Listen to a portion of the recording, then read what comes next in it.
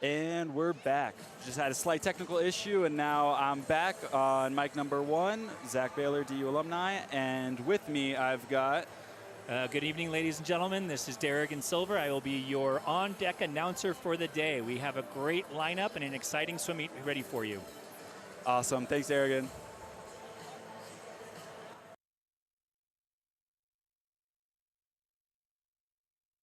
Those times creep up a little bit. 31.88 for Riley, 31.80 for Genevieve.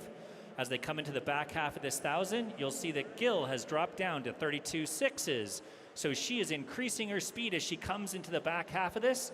And because you're all paying attention, you know that's called a negative split.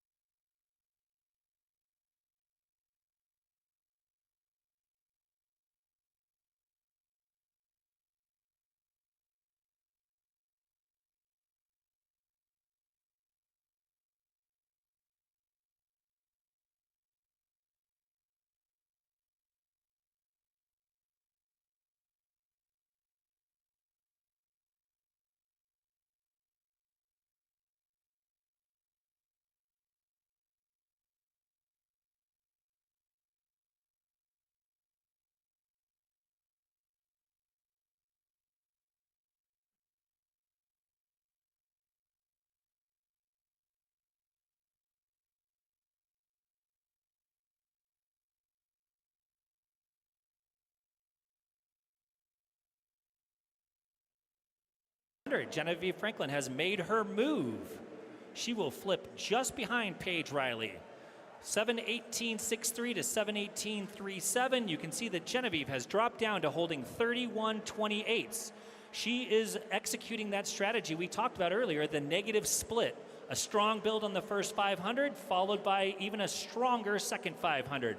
Let's see if we can bring these two athletes home, guys. Let them hear you.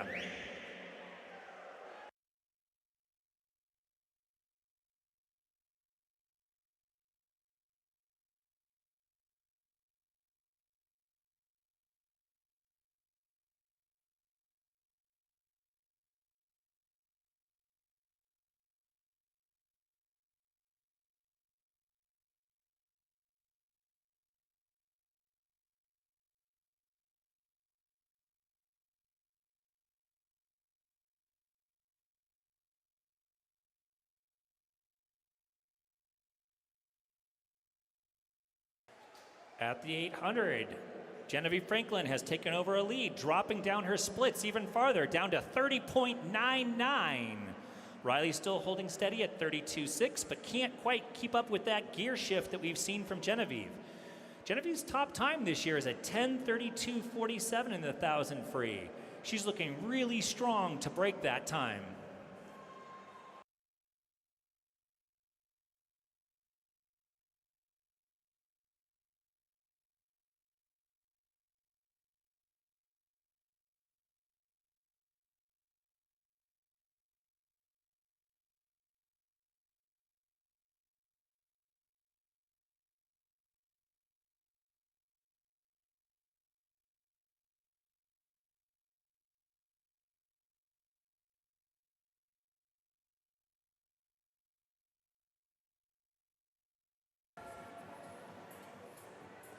At the 900, Genevieve continues to increase her lead. She splits in a 9:23.84, holding a 31.5. This is a really strong back half out of Genevieve. Although Paige is certainly hanging in there, she's going to just drop to 32.71. They have 100 left.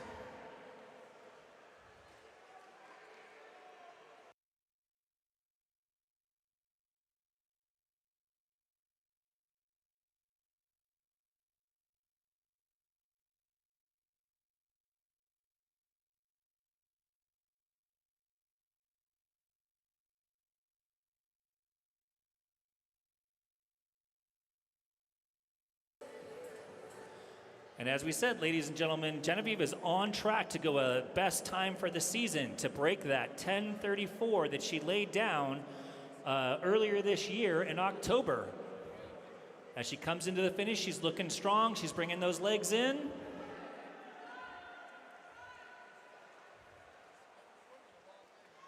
And there she is, ladies and gentlemen, with a time of 10:25.85, cutting nearly 7 seconds off of her season best time. That's Genevieve Franklin, your winner in lane 6. Looking strong in lane 4 is Paige Riley with a time of 10:31.61. Third place will go to Gill in lane 3 with a time of 10:46.12.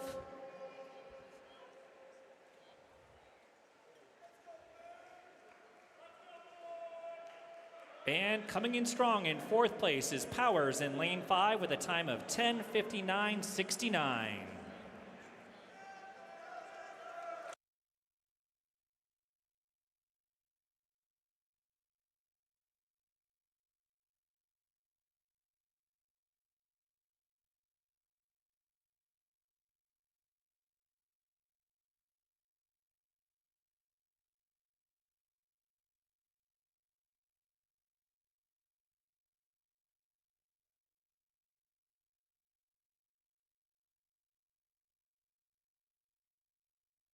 Up next, we have event 4, the men's 1,000-yard freestyle.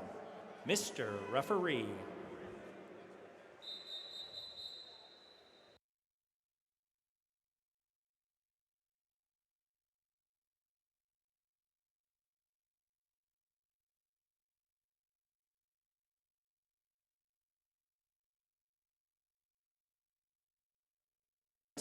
Where we only had 4 athletes. In this event, we have almost a full house. We have 6 out of 8 lanes that are being competed today. Again, in the odd lanes is going to be our athletes from the Colorado School of Mines, and in the even lanes are going to be our DU Pioneers. In lane 1 from the Colorado School of Mines, we have Nathan Moss. In lane 3 from the Colorado School of Mines, we have Joseph Lovetoff. In lane 4 from the University of Denver Pioneers, we have Finn Holridge. In lane 5 from the Colorado School of Mines, we have Vladislav Kazakin. In lane 6 from the DU Pioneers, we have Max O'Neill. And rounding out our field in lane 7 is Lucas Hoke from the Colorado School of Mines.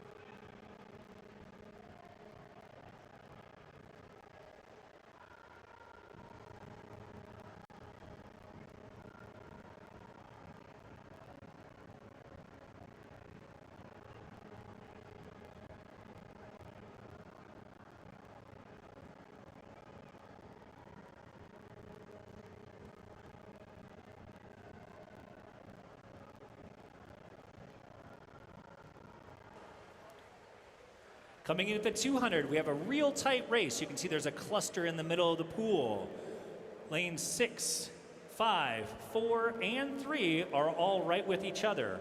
That's at the 250, we're looking at a really good race here. And again, we want to see those splits, which are the middle column in between the name of the team and the running split. We want to see those stay the same or slightly drop like Genevieve did in the back half of that 500 free. But this is a really tough point in the race where you're sort of looking at your competitors. You're trying to figure out their strategy. Is one of our athletes ready to drop down a fast split? Is somebody hurting more than they look like? When will they bring in their legs? The 1,000 free, as opposed to being one of the most boring events, to me is one of the most exciting because it involves strategy, it involves competition, and it involves figuring out your own reserves. Let's see how they do as they approach the back half of this 1,000.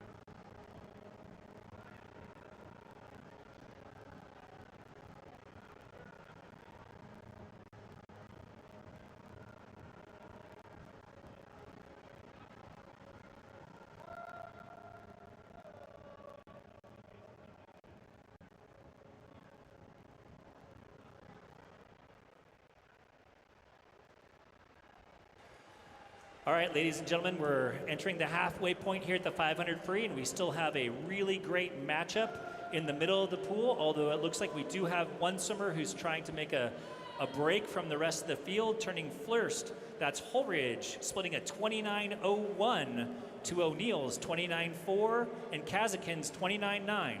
We'll see if Kazakin and O'Neill can match that move that just came out of Holridge, but we're looking at some really good swims here.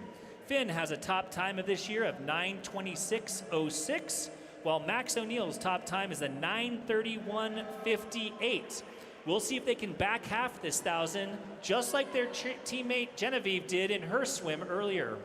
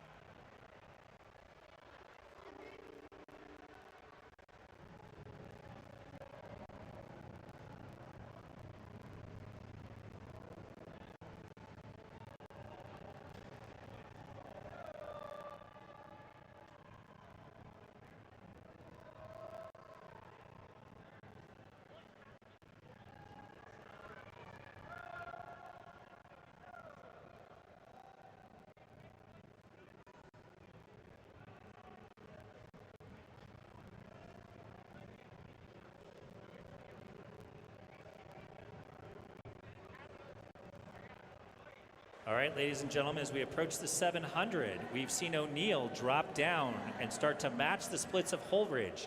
He was waiting just a little bit longer than his teammate, but you can see, too, he has made the move. Those are real tight splits. Holridge splits in a 29.54. O'Neill follows up with a 29.66.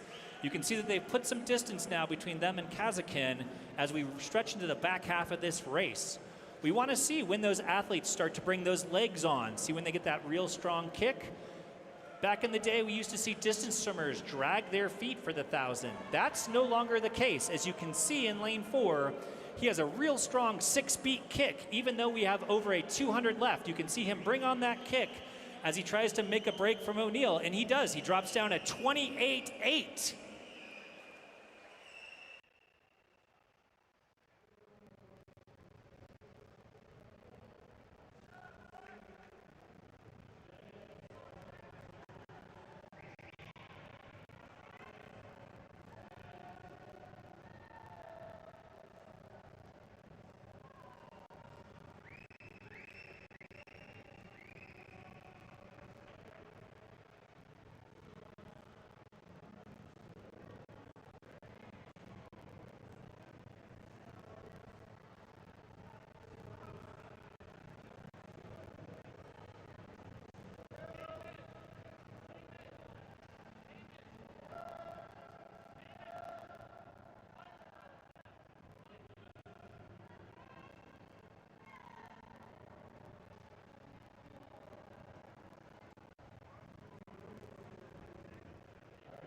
We're approaching the 900 mark of this 1,000 freestyle.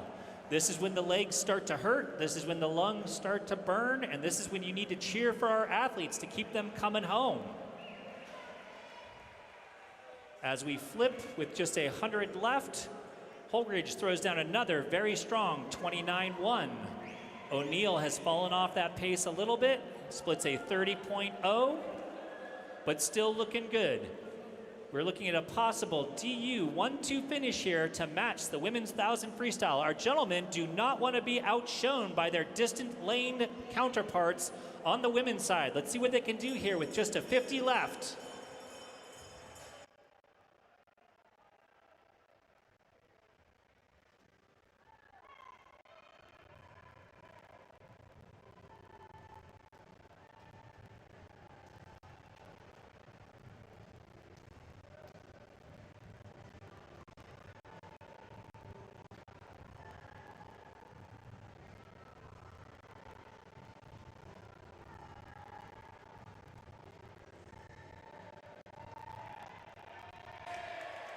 And with a real strong finish, coming home in 28.2 and posting a time of 9:37.28 is Finn Holridge.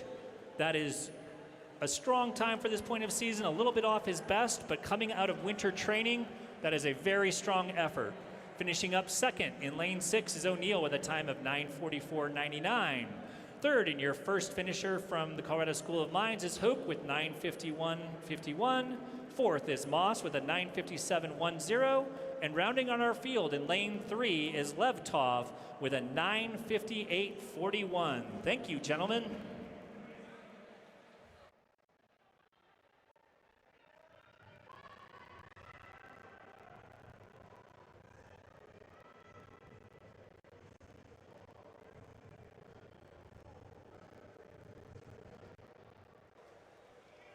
Next up, we have Heat 5 of women's 200-yard freestyle. They will be 2 heats of this event. Mr. Referee.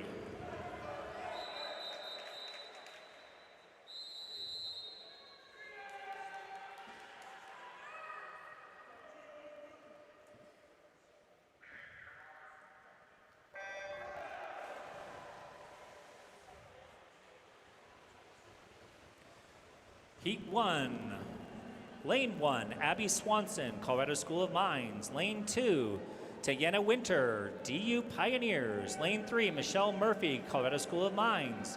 Lane 4, Sabrina Rochaburn, DU. Lane 5, Ava LeBrose, Colorado School of Mines. Lane 6, Sienna Nitke, DU. Lane 7, Michaela Kahn, Colorado School of Mines. And rounding out your lane 8, Maria Del Monte from University of Denver. The 200 freestyle is one of the most difficult events in swimming. It is a sustained sprint. You will see these athletes bring on their kick much earlier than we saw in the 1,000. Looking real strong in lane 2, we have Winter from your University of Denver Pioneers. And with a strong split of 28.4 going out in 54.6, it is Winter, followed up by another 28.4 in lane 4 with a 54.63, just 0.03 of a second behind. Looks like we're gonna have a great back half of a race here.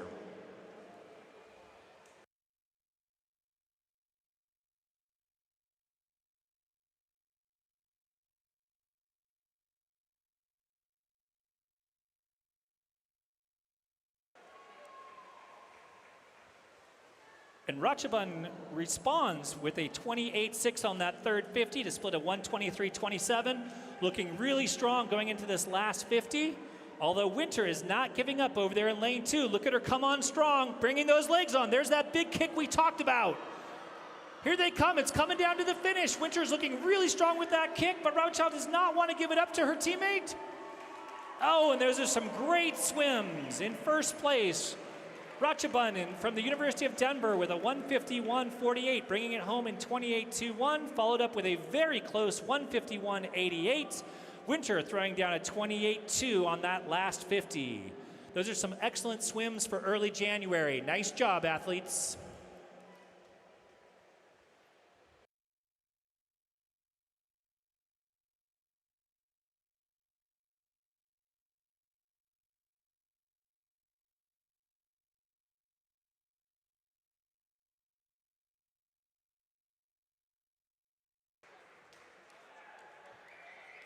Next up, we will have Heat 2.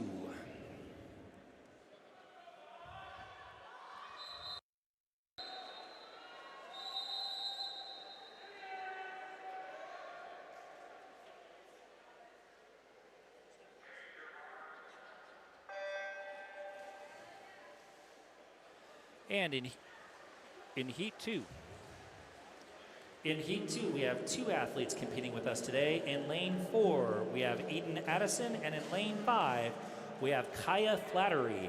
Both athletes are from the Colorado School of Mines. To give you an idea of how strong the swims were in that last heat, both Sabrina and Tayana were just off their season bests.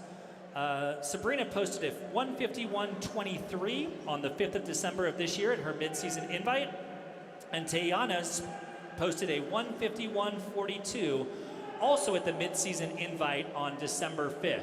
To come back from a midseason invite and do almost best times in a January dual meet just shows how well these athletes are competing today. Great job, ladies.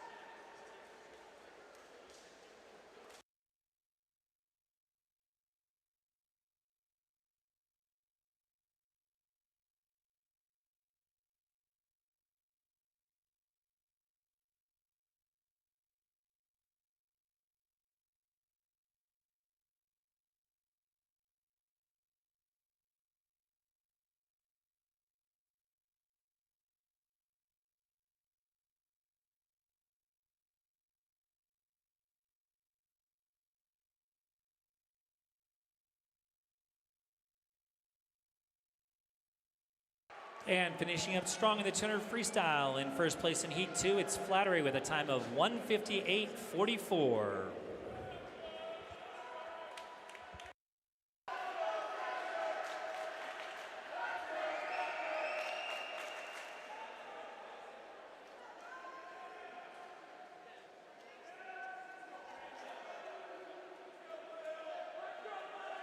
Now, ladies and gentlemen, we're entering event 6, men's 200-yard freestyle. Heat 1, Mr. Referee.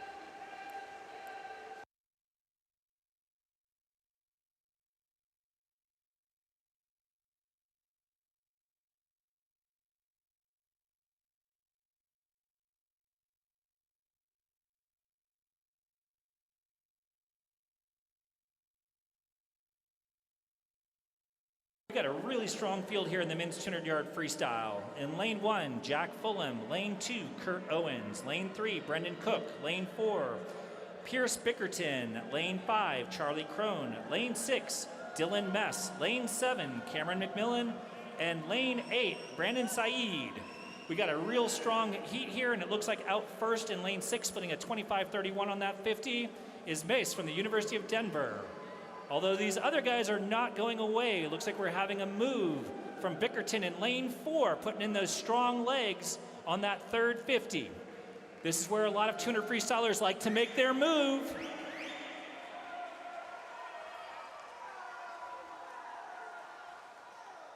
And we have 2 strong splits out of our DU swimmers. 25.61 from Bickerton in lane 4, and a 25.56 from Mess in lane 6. Let's see who can get to the wall first as these legs start to burn. Oh, but here comes Crone in lane 5, making a strong push. Can he get to these guys before they get to the wall, or will it be a DU 1-2 finish? No, it's a DU 1-2 finish as Mess and Bickerton hold on to keep Crone in third place. Those are some real strong swims, ladies and gentlemen. 139.40 for Mess, 139.81 for Bickerton, 140.56. Very strong efforts for this time of the season. Great job, athletes.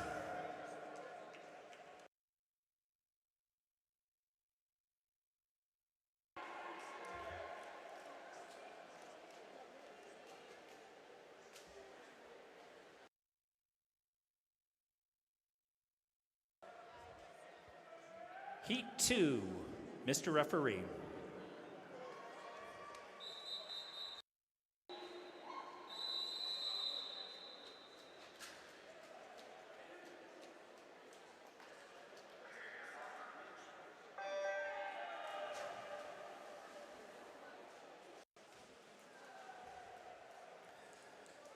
To give you an idea of how strong those times were, Dylan, a month ago on the 5th of December, posted a 1:38.38. So like his women counterparts in the middle distance lane, he had a real strong showing for this early in January. Nice job, Dylan. Bailey's out in a 23.7. Swimming all alone can be difficult, but he looks strong. He has a good kick, good distance per stroke. We'll look for him to keep that stroke nice and long and to bring those legs in as he enters the back half of this 200 freestyle.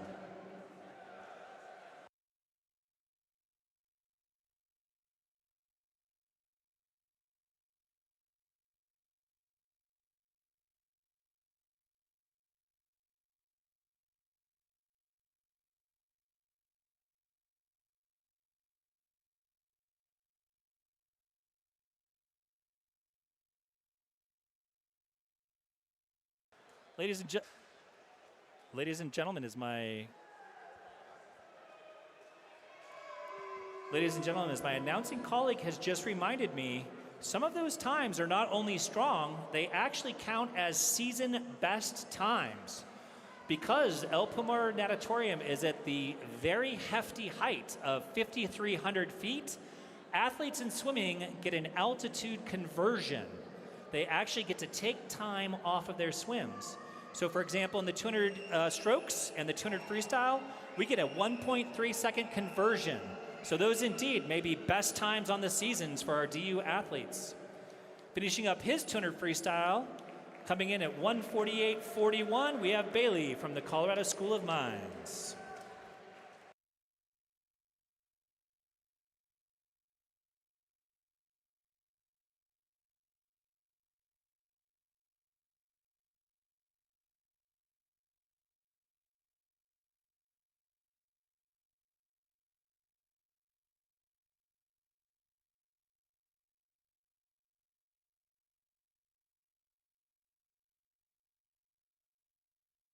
Next up, ladies and gentlemen, we have the Splash and Dash, Event 7, Women's 50-Yard Freestyle.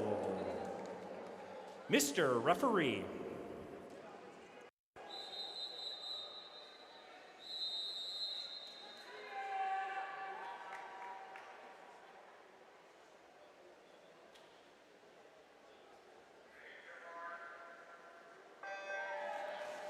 And they're off. And it's Jedrika, Bay, Tierney, Saxman, Pearson, Burton, and Crystal swimming your women's 50-yard freestyle.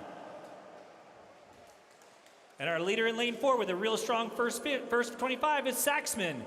Nice underwaters as she uses those powerful dolphin kicks to keep her in the lead. And here she comes in with a time of 23:32 for first place. It is another DU 1-2 as B in lane 2 posts a 24:17. In third, we have lane 5 with a 24:20 for the Colorado School of Mines to bust up that DU sweep.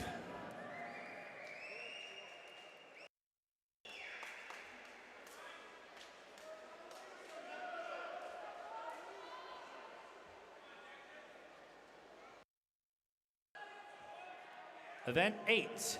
Men's 50-yard freestyle. Mr. Referee.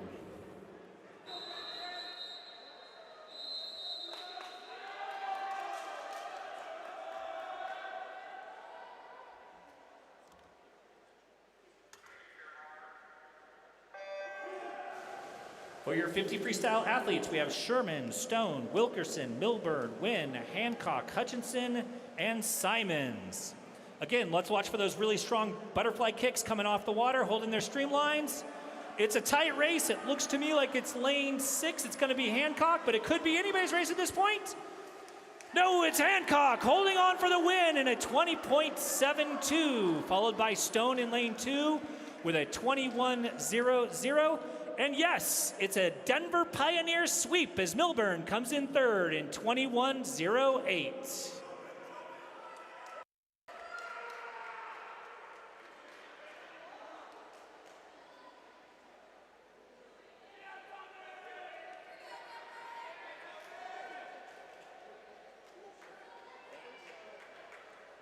That concludes the Splash and Dash. We now move on to our last event before the 10-minute break. That's event 9, women's 200 IM. Mr. Referee.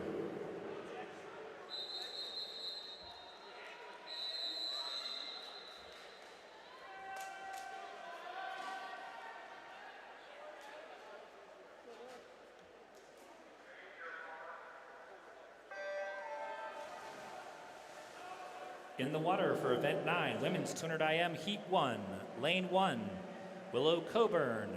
Lane 2, Mina Ada Soliker. Lane 3, Ava Berger. Lane 4, Samantha Sinsvoll. Lane 5, Anna Breen. Lane 6, Lily Zippel. Lane 7, Zoe Phoebus.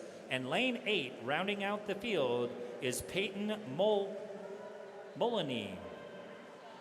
200 IM is always an exciting event to watch because of the lead changes. You can see how each athlete may excel in their particular specialty, but a great IMer puts together 4 great strokes.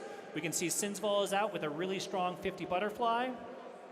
Still looking good with that real strong backstroke. You can see her putting some distance between her and the other athletes in the field.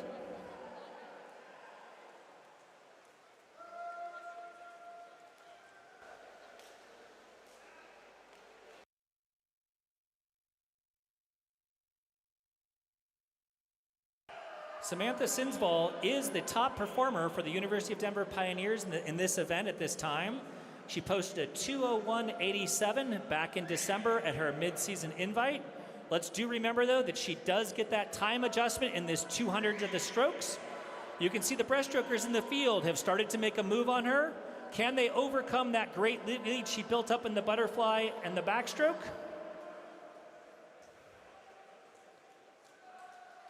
She's holding on real strong. You'll see that she still had one of the fastest splits in the field as she splits a 1:34.61 to bring it home in the freestyle. Let's see if anybody has the legs to catch her.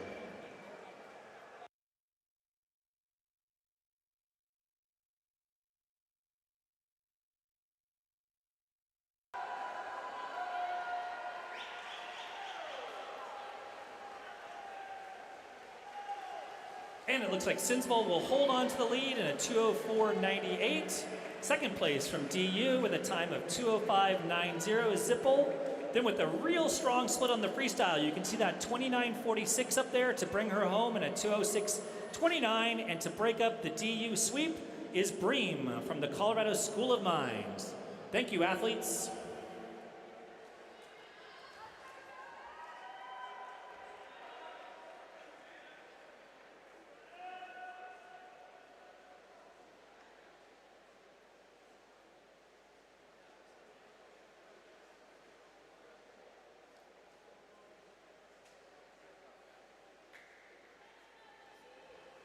Heat 2, Mr. Referee.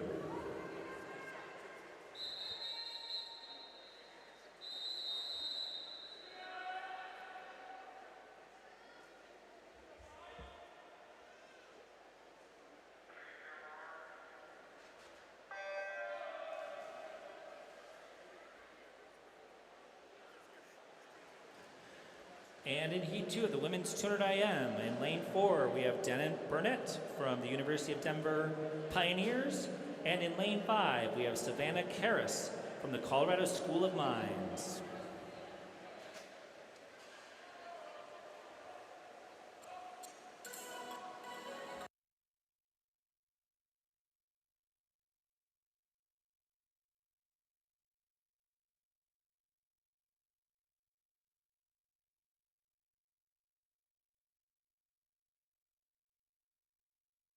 Looks like we're having some Bluetooth issues. Please.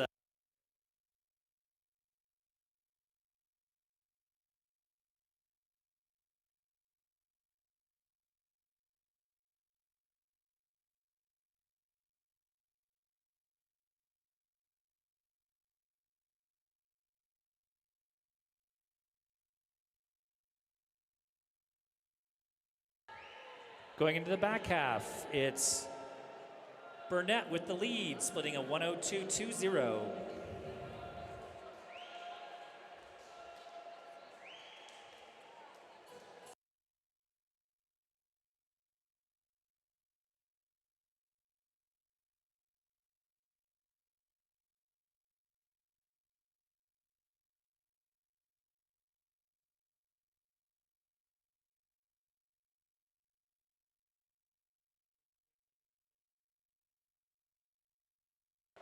With a 50 freestyle left, dropping a 37.47 and putting some space between her and Karis, it's Burnett from the University of Denver Hilltoppers.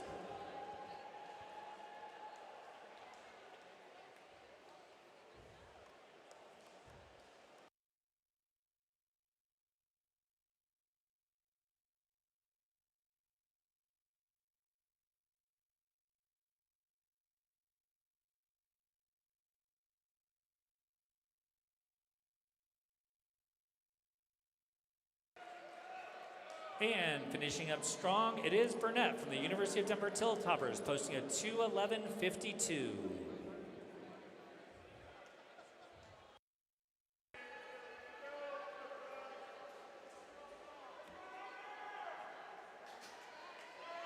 Our final event before our first break of the afternoon will be event 10. We have 2 heats of this event. Up first is heat 1. Mr. Referee.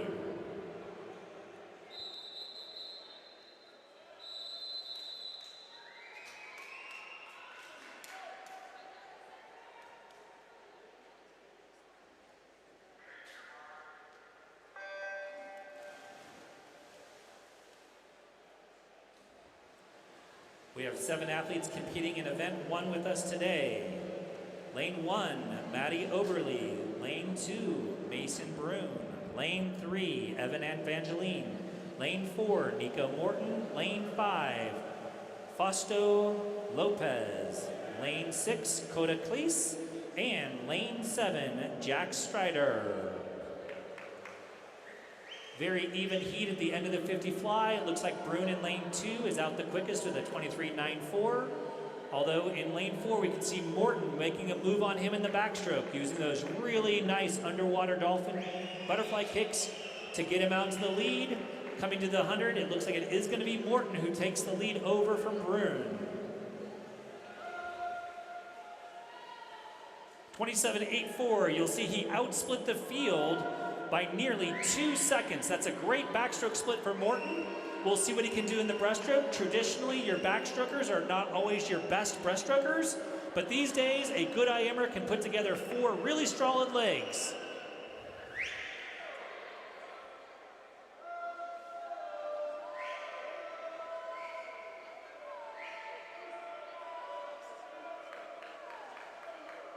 And just like he did in the backstroke, he continues to put some distance between him and the next place person. You can see Cleese dropped a very strong 31.7, but that's nothing compared to Morton's 31.2 as he brings it home, well in charge of first place. It appears like the race is now for second or third.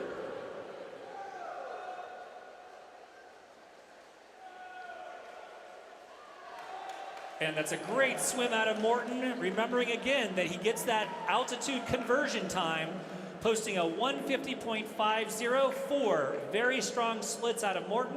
Second place, lane 6 is Cleese with a 154.63. Third is Lopez with a 156.68. Again, the Colorado School of Mines making sure they break up that DU sweep and keeping the brooms out of the Pioneers' hands.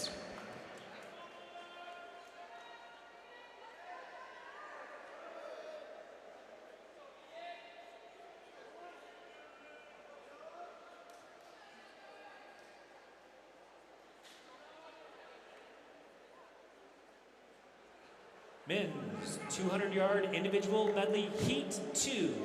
Mr. Referee.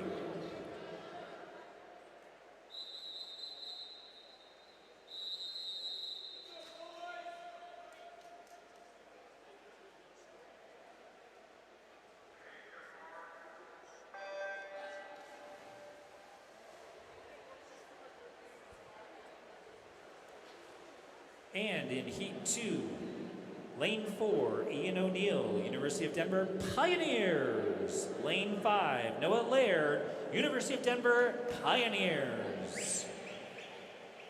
Looks like that was a real strong swim out of Nico Morton.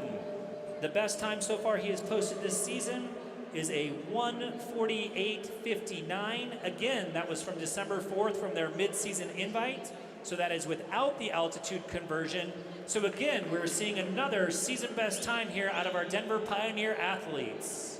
Some great swimming for this early in January, coming off of hard winter training.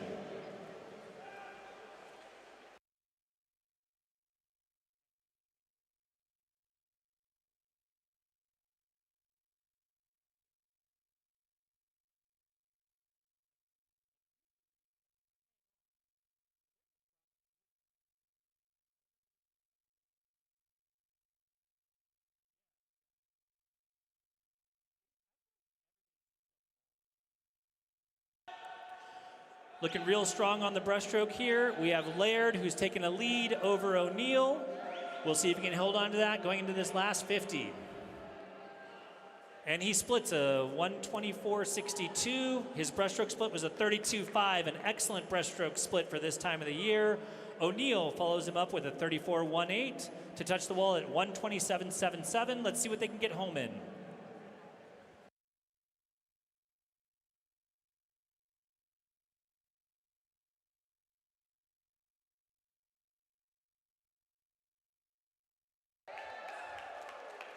And finishing strong with another excellent swim for this time of season, Laird posts a 151.43.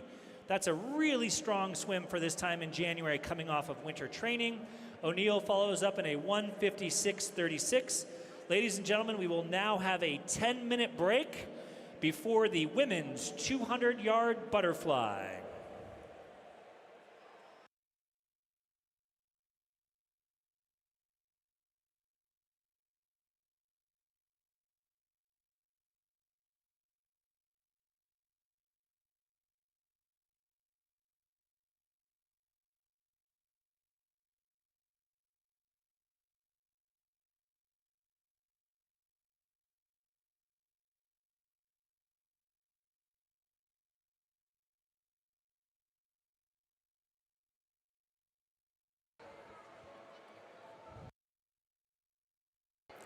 And as promised, coming to you with the end of the second event of diving scores. We didn't get those onto the live stream earlier.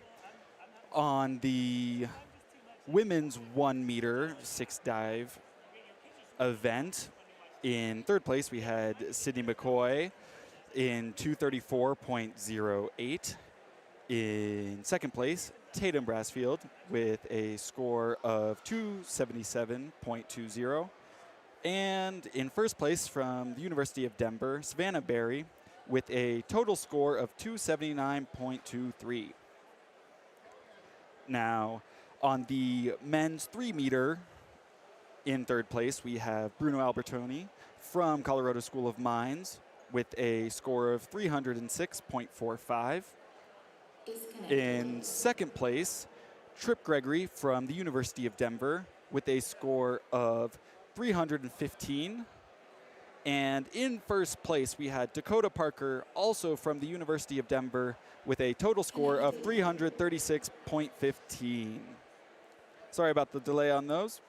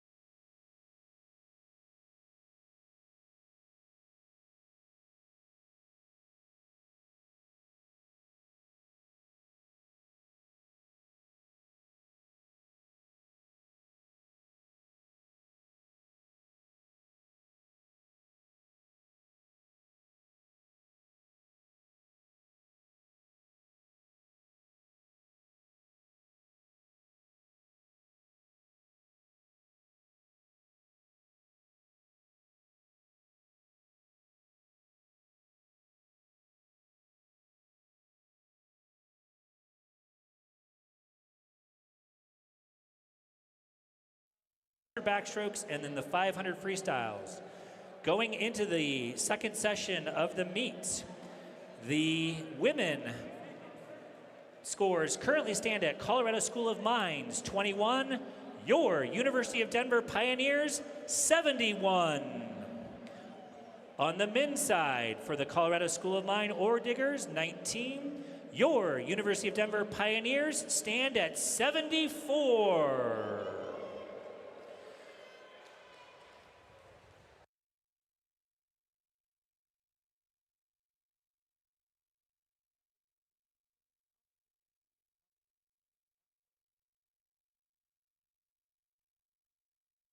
Event 11, women's 200-yard butterfly. Mr. Referee.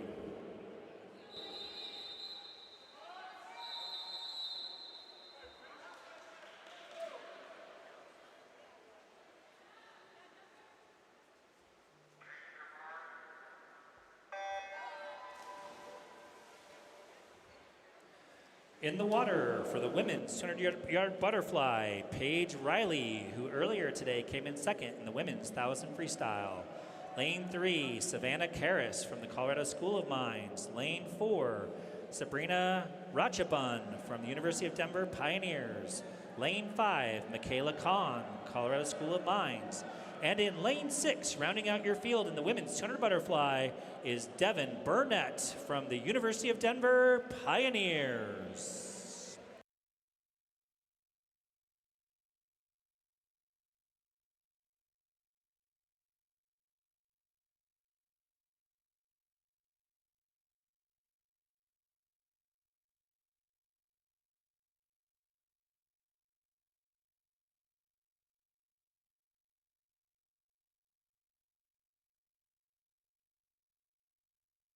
And looking strong in lane 5 from the Colorado School of Mines, that is Kahn, splitting a 31.95.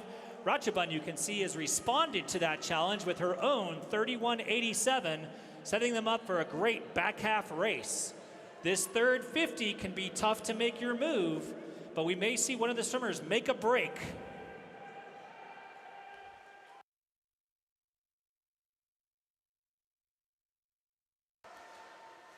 It is indeed Sabrina in lane 4 making her break, throwing down a 31.7, a very strong third 50, but Kahn is hanging in there with a 32.85.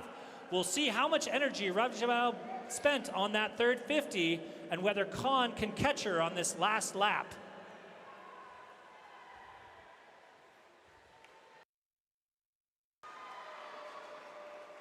Coming off that wall, it looks like our DU Pioneer has a really strong last 25. She didn't spend too much on that third 50, and she's going to touch in a very strong 2:04.90, followed by Kahn from the Colorado School of Mines coming in with a 2:07.00. Nice swim, athletes.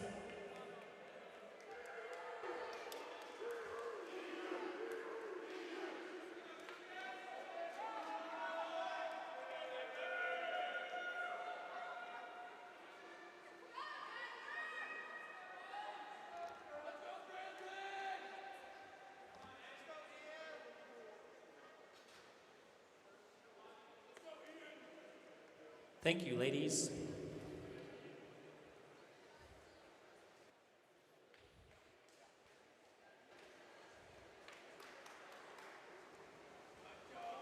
Event 12, men's 200-yard butterfly. Mr. Referee.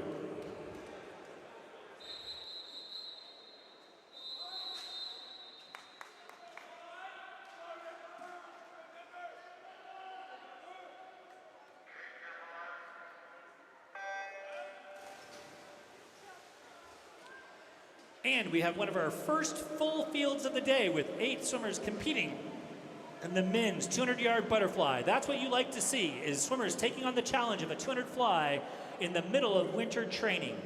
In lane 1, we have Lucas Wasdrop. Lane 2, Brandon Said. Lane 3, Jack Strider. Lane 4, Gabe Jones. Lane 5, Lucas Hope. Lane 6, Ian O'Neill. Lane 7, Maddie Oberly. And lane 8, Nathan Moss. Taking it out strong is Jones in lane 4 with a 24.58.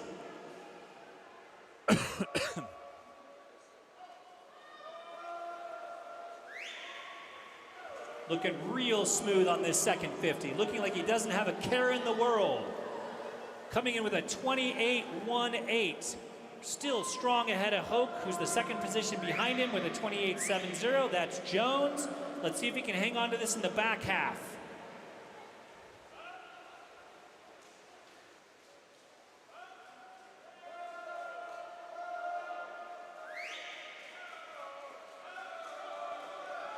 Still looking incredibly smooth on this third 50 of the 200-yard butterfly. It's Jones splitting a 28.6, a really strong third 50.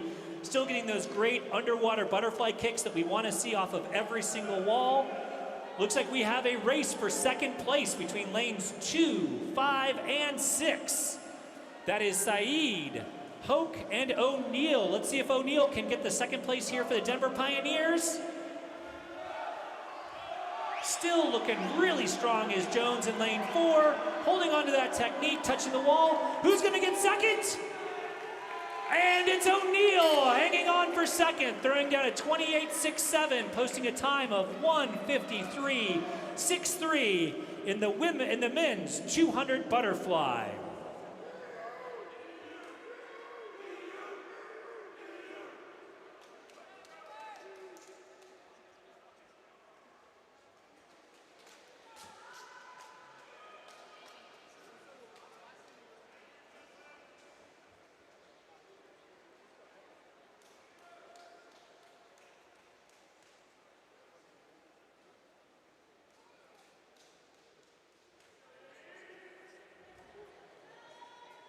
Up next, event 13, women's 100-yard freestyle. There will be 2 heats in this event. Behind the blocks is heat 1, Mr. Referee.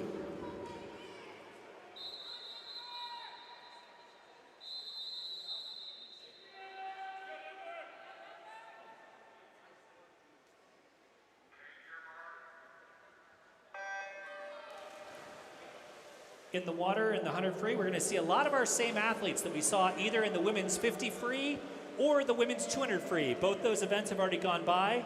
We're going to see our true sprinters, see if they can hold on for 100 free, and then we're going to see our 200 freestylers, whether they can come down to 100 free. Lane 1, Cameron Schmidt, Allie Bay, Kylie Vandermeer, Izzy Burton, Michelle Murphy, Isabella Cadenas, and Abby Swanson in lane 7. Looks like out to a really strong start is Cadenas in lane 7, some outside smoke. We'll see if those inside lanes can respond to her. Her best time from the year is a 51.24. She's still looking real strong coming into this back half. She's got that big kick going. Whoa! She throws down a 50.91 to improve her best time of the season. That is some great swimming for this time of year, ladies and gentlemen. Please give it up for our winner in lane 6, Cadenas, with a 50.91, followed by Burton in lane 4 with a 52.68. And then in lane 3, again, breaking up that DU sweep and keeping the broom out of the Pioneers' hands is Vandermeer from the Colorado School of Mines. Thank you, ladies. Come on, I know you're tired.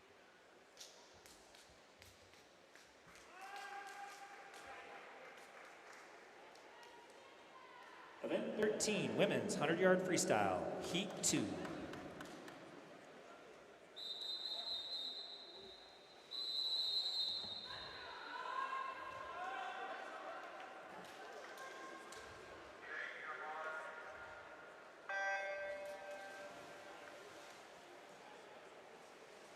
In the water, we have 2 athletes, both representing the Colorado School of Mines. In lane 4, Samantha Crane, and in lane 5, Zoe Phoebus.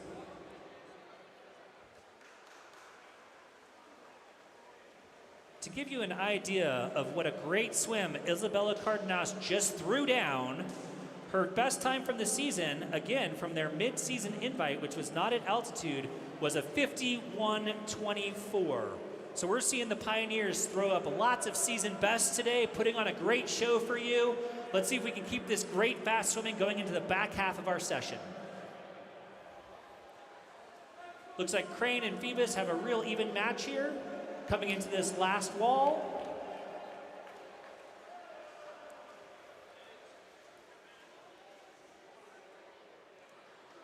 And touching the wall first, it's Phoebus with a time of 54.77, followed very closely, just 2/100ths of a second behind, is Crane in a 54.79.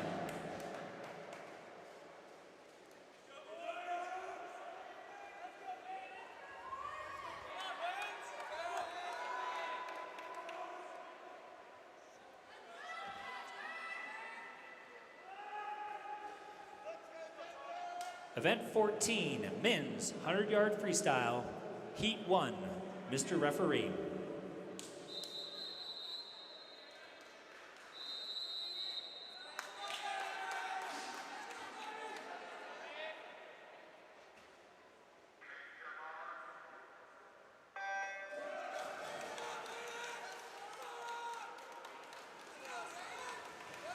And again, in the splash and dash, we're seeing the 50 freestylers meet the 200 freestylers in a meeting of the middle. Lane 1, Cameron McMillan. Lane 2, Dylan Bess. Lane 3, Dan Burke. Lane 4, Hamish McLean. Lane 5, Brendan Cook. Lane 6, Tommy Hancock. Lane 7, Kevin Burns. Lane 8, Baden Todd. And it looks like at the 50, it's McLean out in a real strong 21.7. That's an excellent first 50. 21.7 to the feet, that's not a bad 50 time to the hand. Let's see if he can hold it up coming into the back half here. He looks really strong. We're seeing a challenge from Hancock in lane 6, bringing on those legs. And it's McClellan hanging on for a 44.33, another excellent swim. Hancock coming in second with 45.26.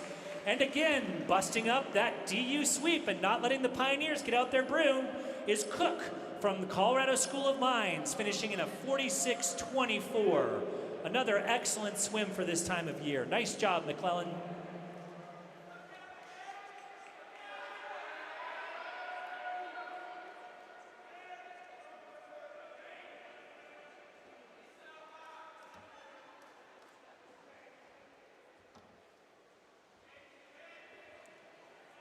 Men's 100 freestyle, heat 2.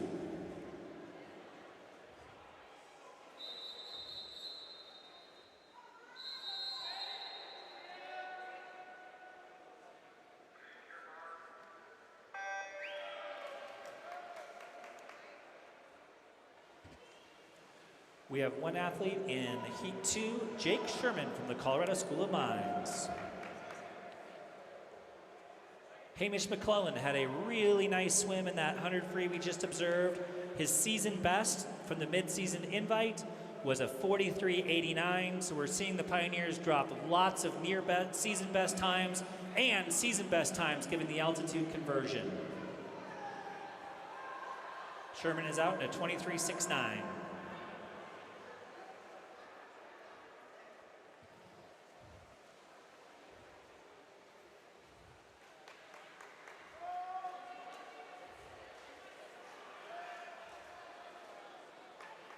Finishing strong, Thurman throws down a 25.43 to finish in 49.12. Thank you, Jake.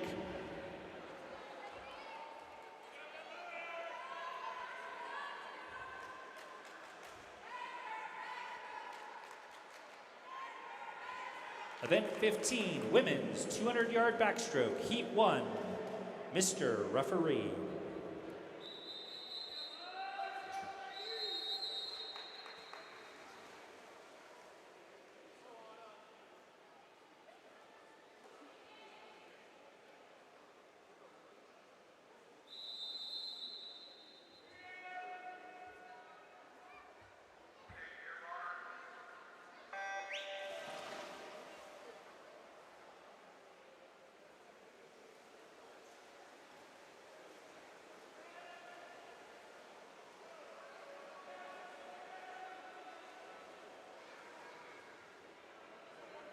In the water is heat 1 of the women's 100-yard backstroke. Lane 1, Ava Berger. Lane 2, Maria Del Monte. Lane 3, Mary Flickema. Lane 4, Darian Kohler. Lane 5, Amelia Jedryka. Lane 6, Lily Zippel. Lane 7, Anna Bream. And lane 8, rounding out your field, is Mina Ada Solikar. 200 backstroke is a tough event, especially difficult on your legs. We're going to see which one of these athletes can keep using those underwater butterfly kicks as the race goes on, who's getting out past the flags as far as possible, and who keeps up that tempo of the arms. Flipping first at the 100 in a 59.06 is Kohler. She's followed closely by a number of athletes. It looks like the field is bunched up for second place. We'll see who holds on for the back half of this 200 back.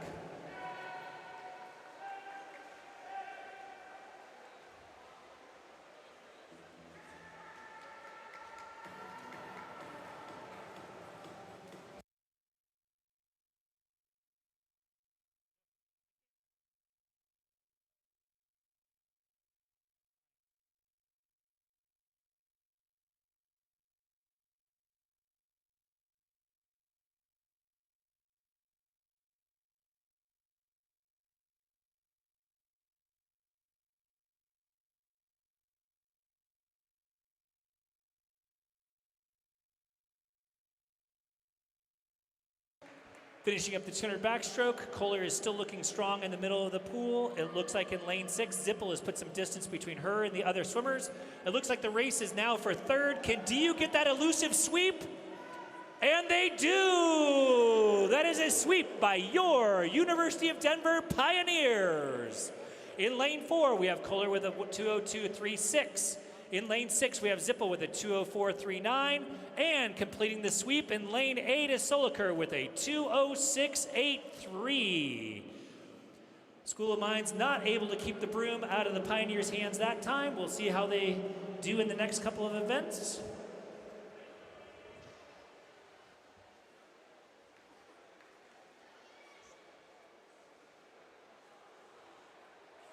Women's 200 backstroke, heat 2.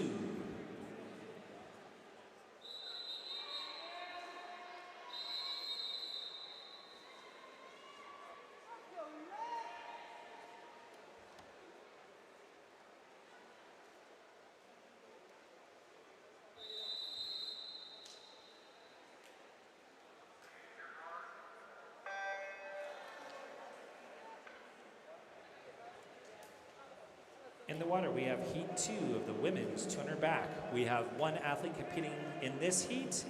Eden Addison from the Colorado School of Mines is your swimmer in lane 5.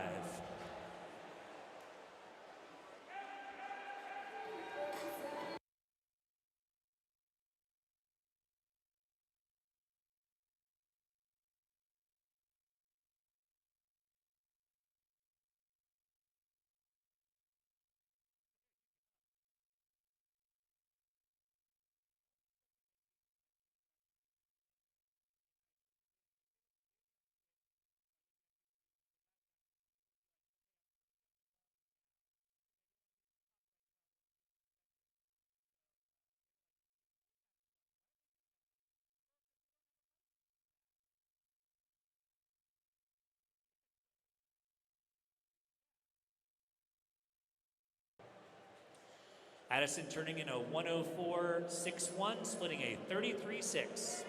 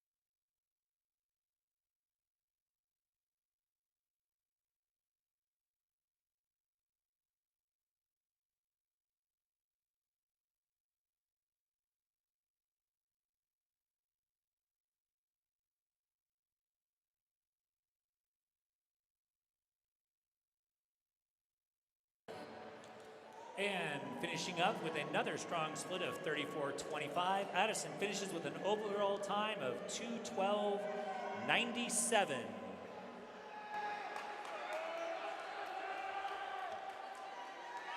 Event 16, men's 200-yard backstroke, heat 1. Mr. Referee.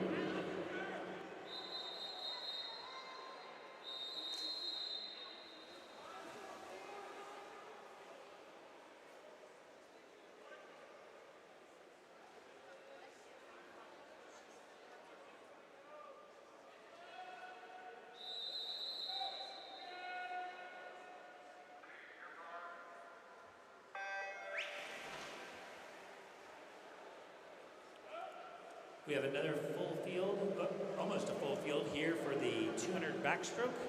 We have 7 swimmers in the water. Lane 2, Nico Morton. Lane 3, Evan Evangeline. Lane 4, Quinn Collins. Lane 5, Reed Wilkerson. Lane 6, Max Roslin. Lane 7, Aiden Bailey. Lane 8, Kurt Owens. Just like the ladies, we want to see who is maintaining those strong underwater butterfly kicks as they come off the wall.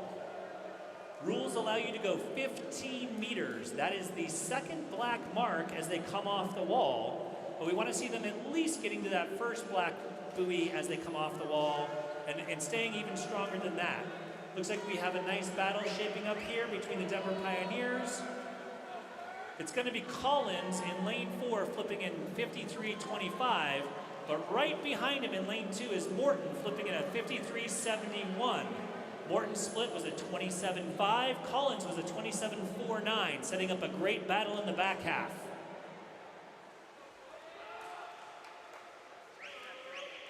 Looks like Collin is coming out slightly stronger on this third 50, putting those legs in there. He's going to flip in a 1:20.91, throwing down a 27.66, looking to get well under that 150 mark. A very solid swim for this time of year. Morton is holding strong, splitting a 28.35. It looks like these two are not going to be challenged coming into the last lap.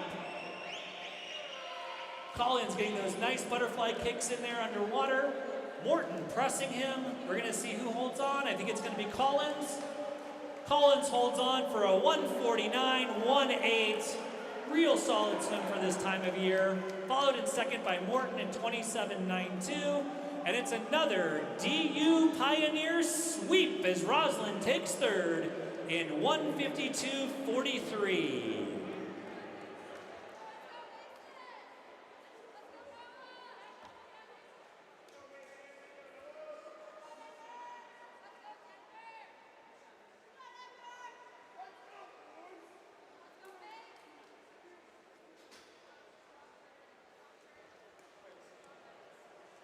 Men's 200-yard backstroke, heat 2.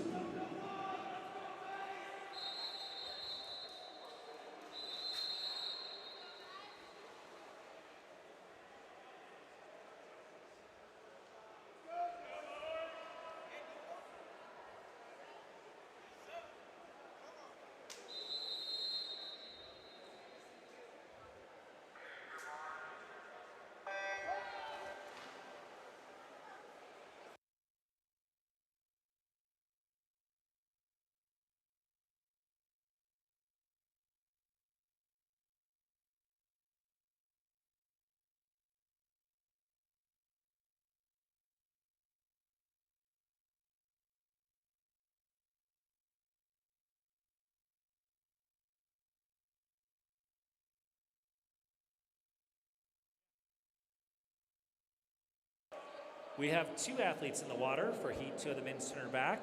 In lane 4, representing your University of Denver Pioneers, Mason Brunn. And in lane 5, representing your University of Denver Pioneers, Noah Laird.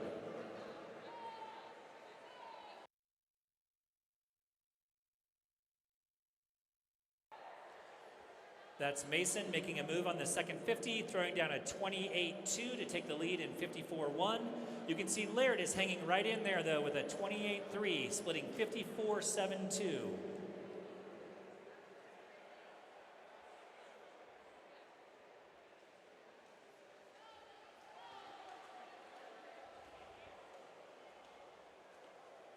Mason really putting the moves there on the third 50, throwing in the legs. He throws down a 28.4 to split in 1:22.56.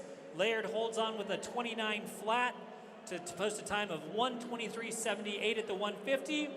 Looks like Laird is making a comeback here. Did that third 50 take too much out of Brun? We'll see if he can hang on. Nope, those legs are staying in there. His tempo is keeping up. He looks real strong as he comes underneath the flags. And that's Mason Brun with another really strong swim of 151.12. Not to be outdone, Noah Laird touches the wall in 152.55. Two very strong swims for these athletes for this time of year. Thank you, gentlemen.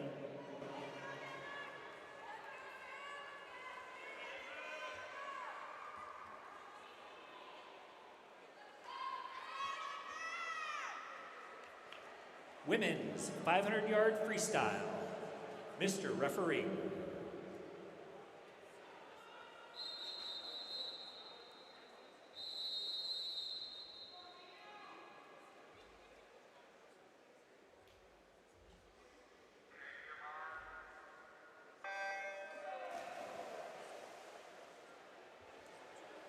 As we enter the end of the meet, we have the women's 500 freestyle and then the men's 500 freestyle. We'll have a 15-minute break before we finish out with the women's and men's 200 breast, followed by our freestyle relays. We have 6 swimmers in this event. In lane 2, Samantha Sinsvoll, our winner of the 200 IM earlier today. Lane 3, Ava Lebrose. Lane 5, Julie Gill.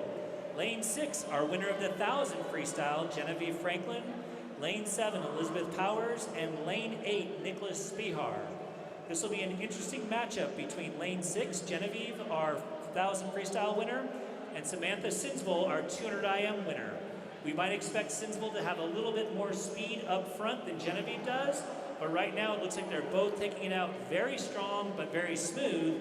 Not to be outdone. Oh, flipping first in lane 8 is actually Nika Spihar, splitting at 30.07, going 57.37. Again, just like the 1,000, we want to keep our eye not just on the overall running time. You want to keep your eyes on those splits. See which athlete is able to hold even splits, or even which athlete is able to drop down in the second half of this race to negative split.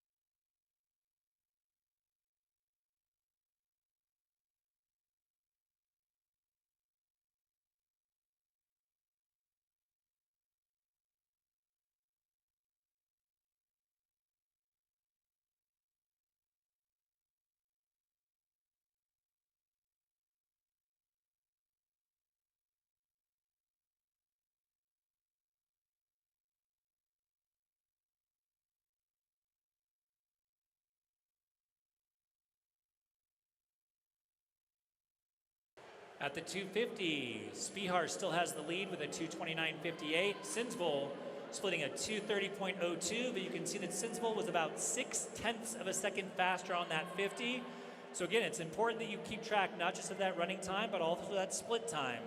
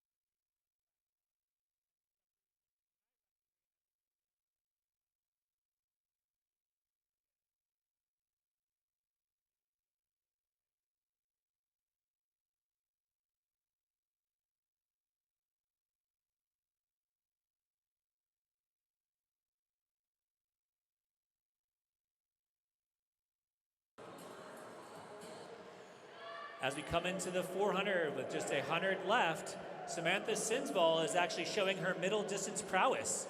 We expected her to be out fast, being the winner of the 200 IM, but you can see she's throwing down 30-point splits. That's another 30.9, a real even split. Her last 50 was also a 30.9. You can see she's put about a second of space between her and Spihar, who just threw down a 31.9. Genevieve Franklin in lane 6, not to be outdone, is holding strong with 32 ones. We'll see what they can do for this last 50.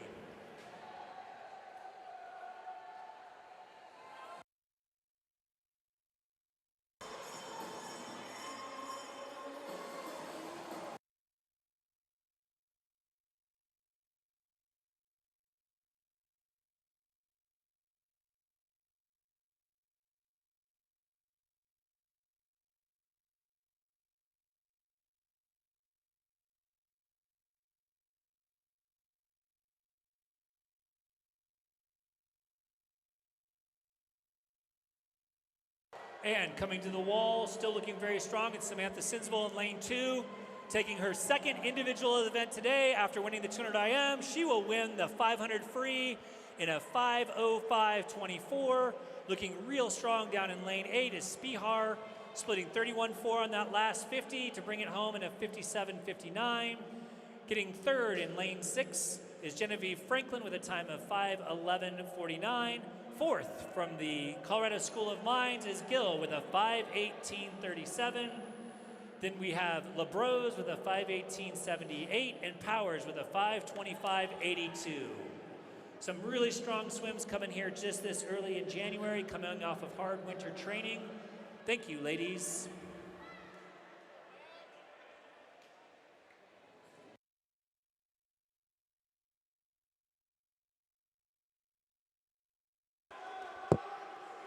Men's 500 freestyle, Mr. Referee.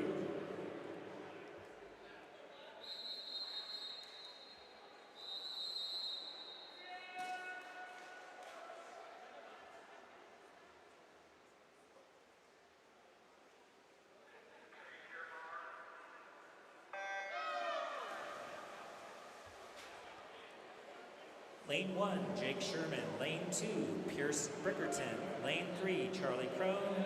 Lane 4, Finn Holridge. Lane 5, Vladislav Kazakin. Lane 6, Max O'Neill. Lane 7, Joseph Levtov. We're starting to see a lot of our athletes do their second and sometimes even third individual swim of the day. This is when your training really pays off. Can you hang on to a 500 free late in a dual meet in the middle of winter training?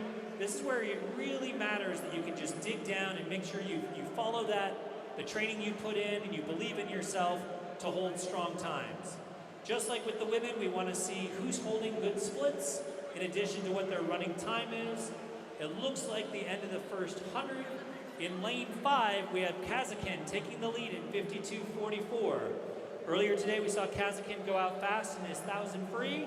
We'll see if that strategy pays off for him in the 500 free. Just like the 100 free, where we see the 50 freestylers and 200 freestylers meet, the 500 freestyle, you can see 200 IMers, 200 butterflyers, 200 backstrokers, 200 freestylers, and milers all meet in the middle for the 500 free. We'll see who has the best strategy here and who is able to hold on in the back half. It looks like we do have Holridge responding to Kazakin. He just threw down a 28.50. He split a 121.33 at the 150. You can see he's starting to bring those legs in. We'll see if that's too early. We'll see if he's able to hold on to that nice 6-beat kick. As I mentioned, back in the day, we used to see athletes drag their feet. Now we see swimmers like Holridge who are able to maintain a 6 to 8-beat kick for an entire middle distance or distance event. And you can see those legs looking really strong. Kazakin is responding though. He's trying to hang on. He just threw down a 29.18 in response to Holdridge's 28.31. We'll see what they are here at the 250. We'll see who's going to negative split and who's going to fall off the pace.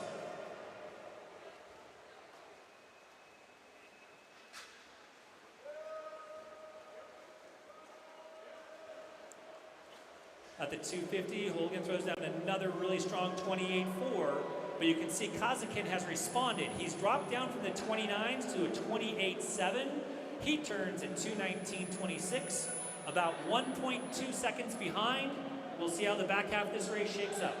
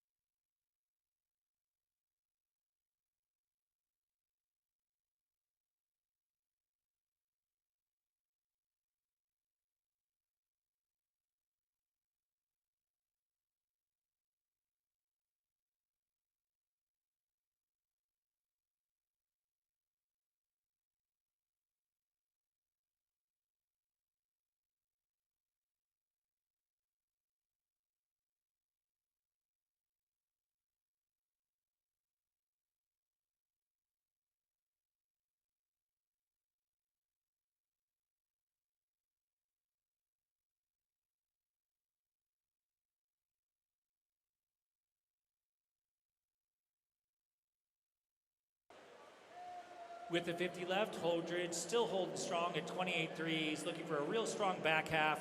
You can see that his kick, instead of dying, has actually increased. He's bringing it on strong.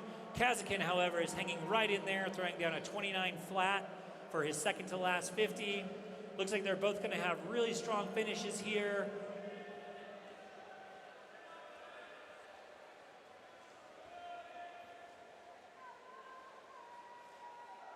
And it's Finn Holdridge taking the win, taking the second to last 50 in a 4:11.66, throwing down a 28.63. Kazakan is not going away, though. He just threw down a 28.59, has picked up the pace.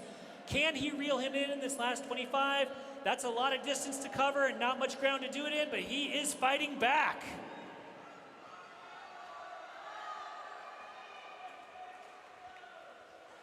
And it's Finn Holdridge going a 4:40.27. Kazakan again with a really nice split on that last 50, throwing in a 27.6. He finishes off with a 4:41.55.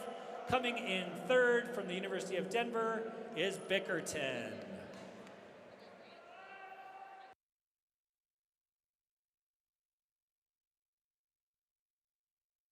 Now be a 15-minute break as we let our athletes recover a little bit from their great swimming.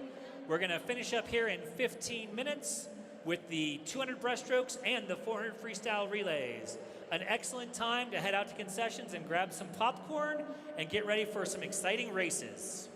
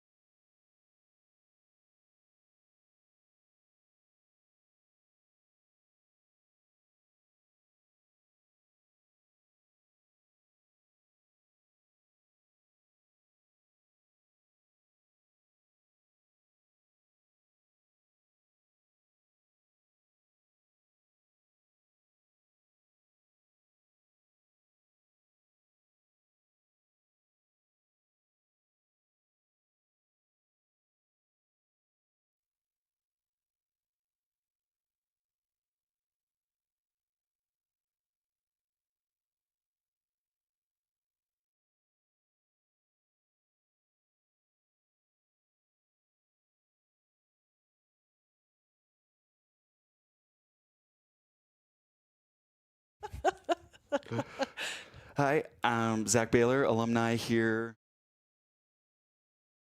with head coach Alicia Franklin today, and we're going to get a quick little interview before our meet against Colorado School of Mines. So how are you doing today? I'm doing great. Yeah, thanks for coming and joining us. This is exciting for our program. No, 100%. Thanks for being supportive of this live stream. I know been a work in progress, and we're excited to make a better experience for the fans. Absolutely, taking it to another level. I like it. Yeah. So today is the first home dual meet for this season, but we're halfway through the season already. So I want to take a step back, dive back into the first half of the season and ask for a recap. How did that go, and how are we feeling making it through the first half? I mean, I think the first half of the season is always just about us as a staff, organizing the team, establishing culture, establishing standards and expectations, and being consistent and, just encouraging the consistency from our team in both competitive performance, but also in practice and in skills and things that we're working on to get better at. And so this fall, I think we did a good job. We have a lot of newcomers to our team. We also had a large senior class last year graduate. So we had a lot of shifting in our dynamics and in our culture. And so it was fun to see that come together, honestly, as a staff and as a coach, just seeing our team kind of change leadership and see some of that evolve has been really fun.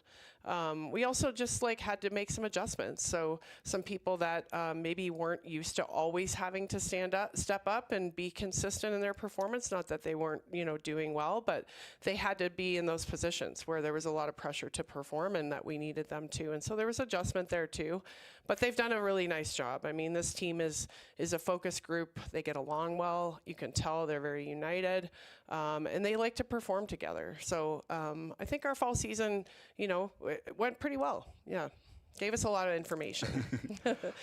Yeah, that's great to hear. I know, getting that team to mesh together is really critical, and we've got a lot of competitions coming up, and I imagine that's going to be an awesome time and going to have a lot of fun streaming it. I know, what were a couple of those big takeaways from that first season? Mm-hmm. I mean, I think our team did a really nice job of establishing some of those habits and processes that we talk about, what we want them to execute, meet to meet, practice to practice. And so that was one of my big takeaways is this team did, this group of people did a really nice job of applying their process consistently in practice and in meets. We've seen some good competition already this year, and that's always been my goal is to Our final two events. The men's score stands at Colorado School of Mines 36, University of Denver Pioneers 133. The women, Colorado School of Mines 37, University of Denver 131. We have up next event 19, women's 200-yard breaststroke. Mr. Referee.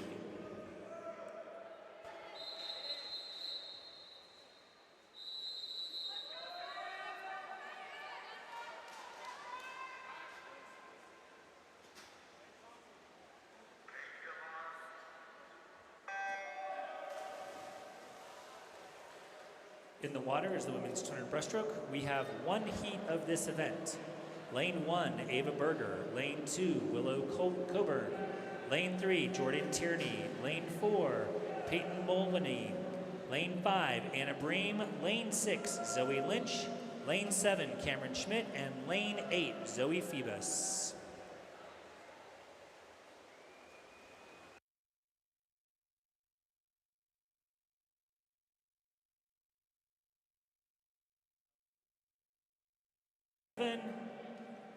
Is Peyton Mulvaney in lane 4.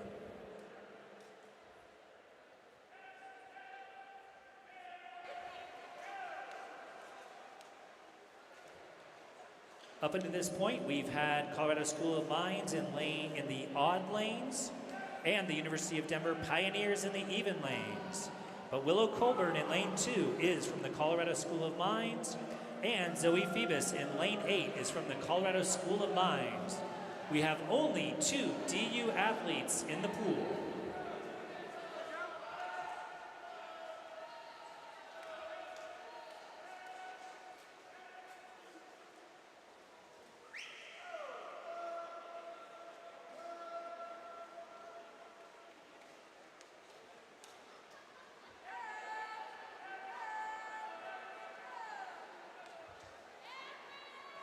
At the 150, still looking strong. That's Peyton Moloney.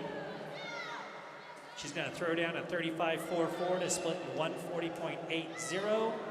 If she holds on to this, she's looking to track about a 216, 217, 200 breaststroke. We have Bream from the Colorado School of Mines in second. She just threw down a 36.60. She's looking about a 221 or 222, although she appears to be making a move here.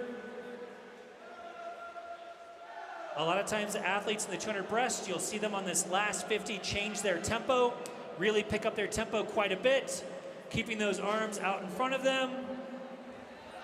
And it's going to be Peyton Moloney from the University of Denver Pioneers, touching in 217.36 with a real strong last 50, throwing down a 35.70. That's Anna Bream from the Colorado School of Mines to swim a very strong 220.78. Third place from the Colorado School of Mines is Jordan Tierney, putting up a 225.22. Thank you, athletes.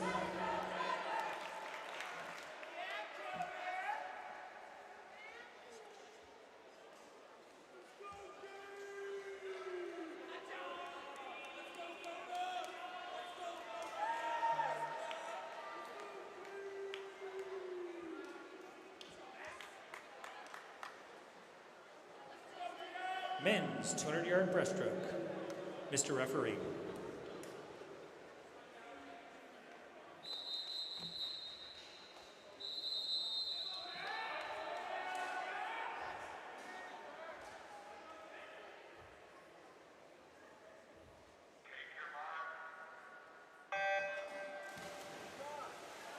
In the water, lane 1, Lucas Hoke. Lane 2, Gabe Jones. Lane 3, Evan Evangeline. Lane 4, Keto Campbell. Lane 5, Fausto Lopez. Lane 6, Coda Cleese. Lane 7, Joe Hutchinson. And lane 8, Max Roslin. Taking it out real strong in lane 4. We have Keto Campbell. What's he going to touch in? He turns in a 27.16. That is a bold opening gambit by Campbell in lane 4. He looks strong though. It looks like in second we have Cleese, also from the University of Denver, throwing down a 27.83. Certainly no slow split on the opening first 50.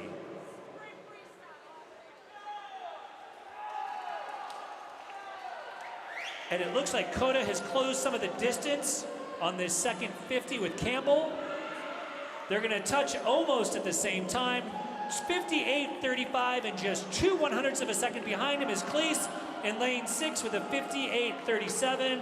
We're seeing two great 200 breaststrokes here at the end of a long day of swimming. Not to be outdone, we have Roslin in lane 8, who's also making a move on this third 50. We'll see which athlete can hold their technique together. Here comes Roslin to challenge for the lead coming into the 150. And yes, I think it's going to be Roslin at the 150, turning in a 130. No!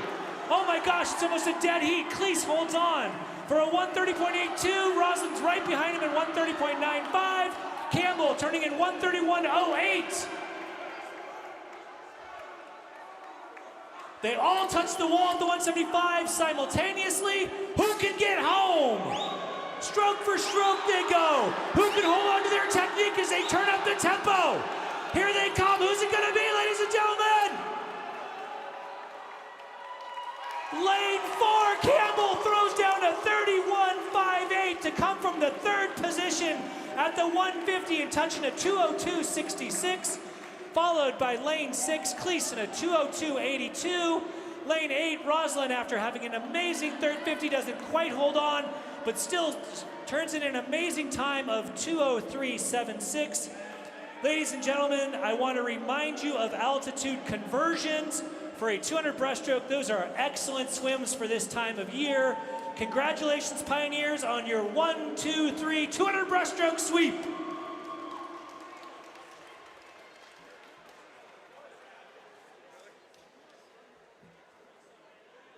And that, ladies and gentlemen, brings us to our final event of the day, the 400 freestyle relays. We will start with one heat of women, followed by one heat of men. Your DU Pioneers will be in your even lanes, and the Colorado School of Mines will be in the odd lanes. Mr. Referee.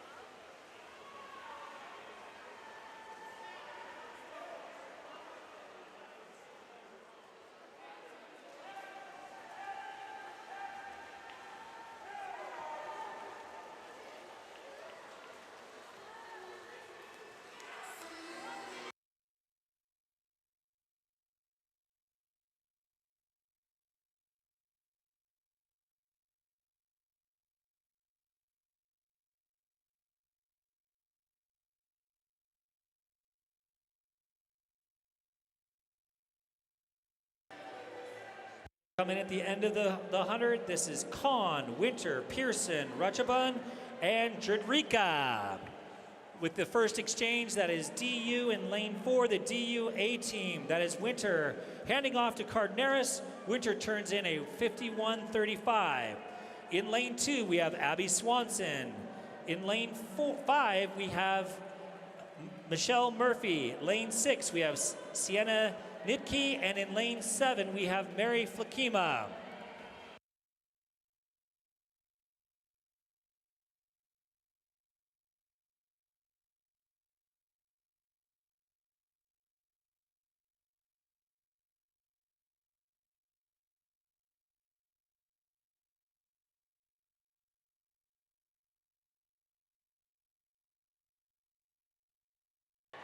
Hanging on to first place at this exchange of the second swimmer to the third swimmer is still University of Denver A, followed closely by University of Denver B. University of Denver B throws down a very strong 27.97 on that second 50. You'll see that University of Denver A, that 37.94 is not correct. Someone triggered the pad when they were getting out of the pool. Looks like this race is shaping up to be a tight one as these third legs get very close. In the water, our third swimmers are Sophia Crystal, Izzy Burton, Ava LaBrose, Darian Kohler, and Savannah Karras. Very strong opening 50s of 25 flat, 25-3, and 24-27. Colorado School of Mines is making a move. We'll see who can hang on as they enter this final leg of the women's 400 freestyle.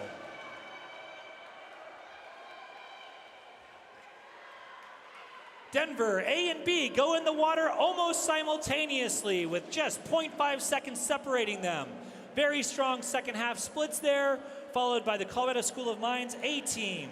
In the water, lane 3, Kylie Vandemore. Lane 4, Julia Saxman. Lane 5, Kaya Flattery. Lane 6, Samantha Sinsvold. And in lane 7, Julie Gill. Let's see who can hang on. Remember, Samantha Sinsvold in lane 4 is a double event winner today, taking both the 200 IM and the 500 freestyle. After 700 yards of excellent swimming, let's see if she can hang on. She's looking very strong in this last 25. Certainly the Denver B team is not giving up. Oh, excuse me, that is Sinsvold in lane 6. Sinsvold is coming back. But it's gonna be Julia Saxman in lane 4 who hangs on for the win for the University of Denver Pioneers A team, 3:27.62, followed by the University of Denver Pioneers B team in 3:28.66. Rounding out your top 3 is the Colorado School of Mines A team, finishing in 3:32.64.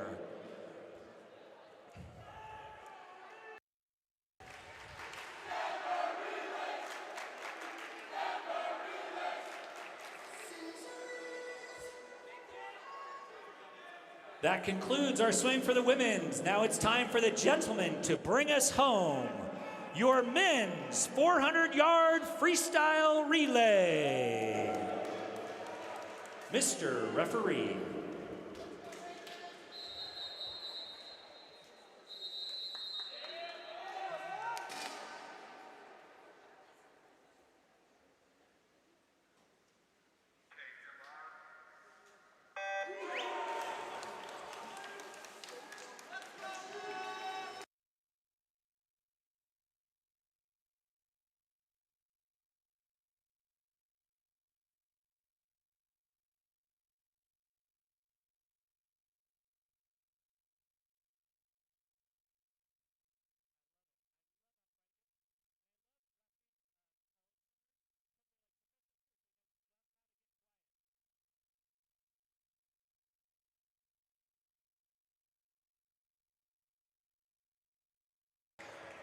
Coming into the second leg, it's Reed Wilkerson, Charlie Crum, Hamish McLean, Brendan Cook, Dylan Mess, and Jack Schreider.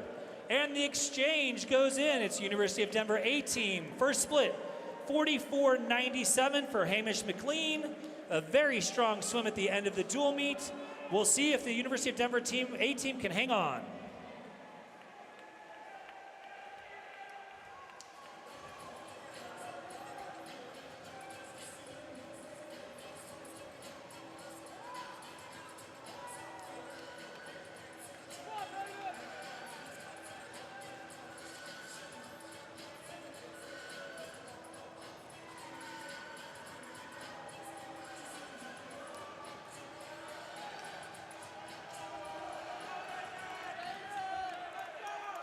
That's the University of Denver A team hanging on through the second exchange, followed closely by Colorado School of Mines A team. Can they make a move here to catch your Denver Pioneers?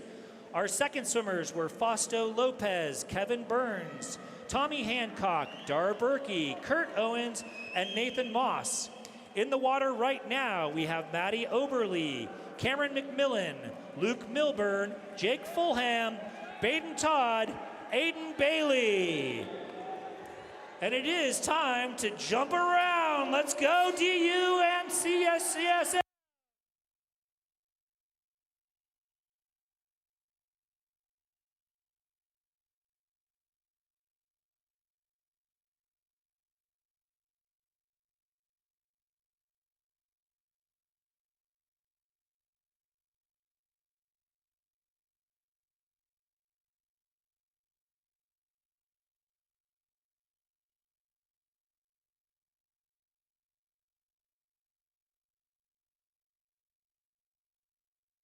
Just 150 left. Those are two real strong opening splits. 20.99 for the DU A team, 21.42 for the CSM A team, followed by DU B team, 21.82.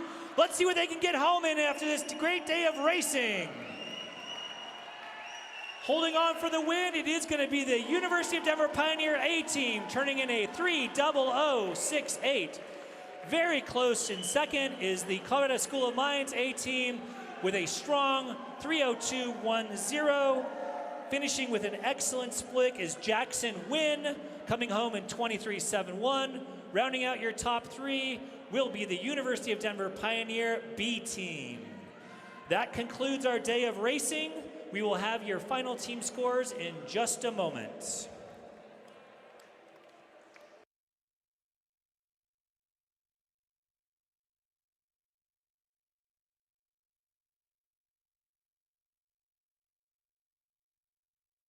And while we're waiting at home for those final scores, let's go back and finish that interview from earlier.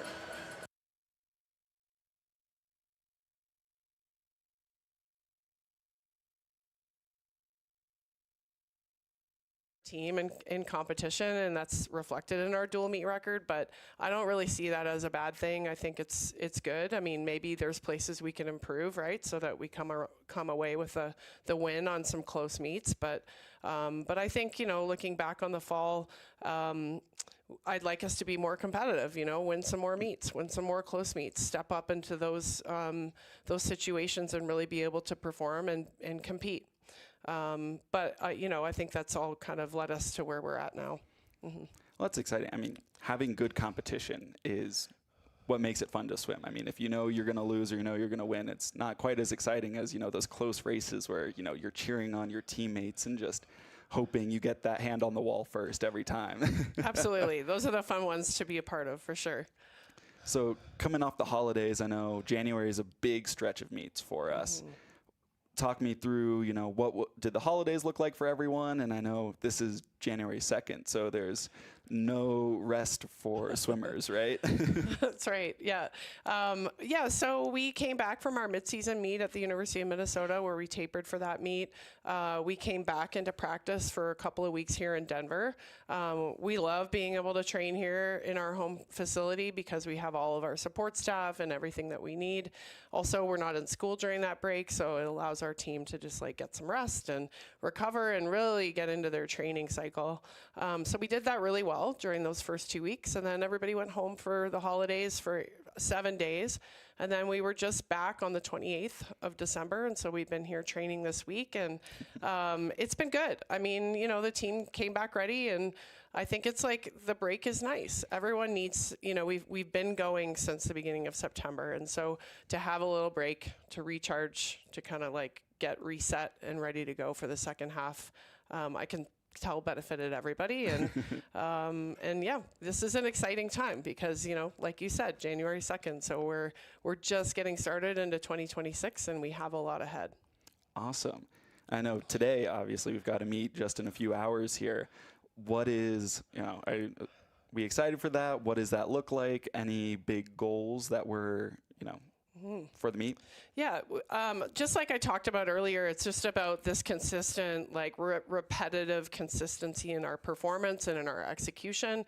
And so we're going to be asking our team to like really get back to that right away and not have any lull in like that process, because we have a lot of meets coming up that are going to be very competitive meets for us. So today is like a really nice opportunity for our team to be able to step forward and just reestablish some of those things. And so, you know, the School of Mines is an incredible team. They're very good.